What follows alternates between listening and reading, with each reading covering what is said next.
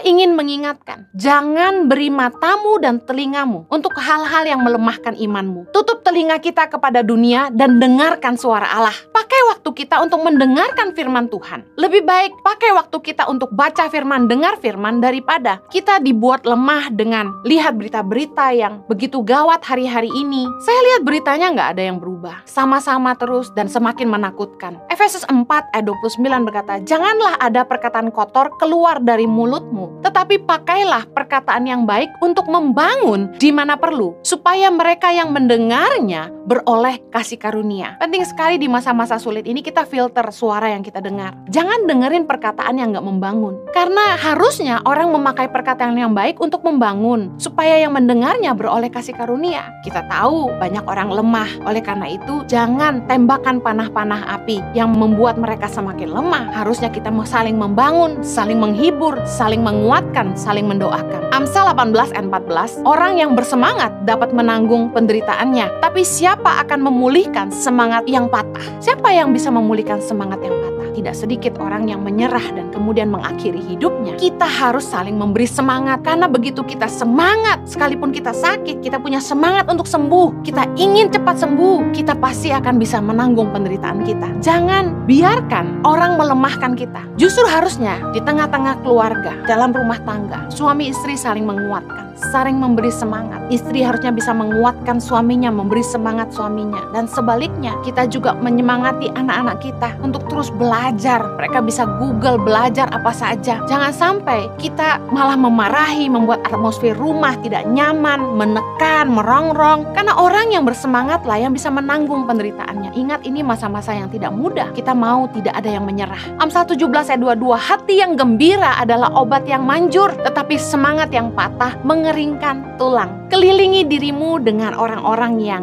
bersukacita, orang-orang yang bergembira, orang-orang yang membuat kita semangat, karena sukacita itu menular. Kalau Anda bertemu dengan orang-orang yang penuh sukacita, Anda pun ikut sukacita. Kelilingi dirimu dengan orang-orang yang membangun, orang-orang yang beriman, bukan orang-orang yang melemahkan. Jangan jadi orang yang selalu membicarakan masalah. Jangan jadi orang yang selalu membawa berita buruk, berita burung apalagi. Jadilah orang yang membawa berita baik. Jadilah orang yang memberi semangat, membawa cerita yang lucu, yang menyenangkan. Memang keadaan di luar sedang tidak baik, tapi kita harus terus bersemangat dan tetap bersukacita supaya kita bisa menanggung penderitaan kita dan kita juga bisa mendapat kasih karunia. Siapa yang Anda izinkan bicara dalam hidup Anda akan menentukan apa yang Anda yakini dalam pikiran Anda. Ketika Anda punya masalah, penting sekali untuk memperhatikan siapa yang Anda mintai pendapat. Amsal 13 ayat 20. Siapa bergaul dengan orang bijak menjadi bijak, tetapi siapa berteman dengan orang bebal menjadi malang. Berjalanlah dengan orang bijak,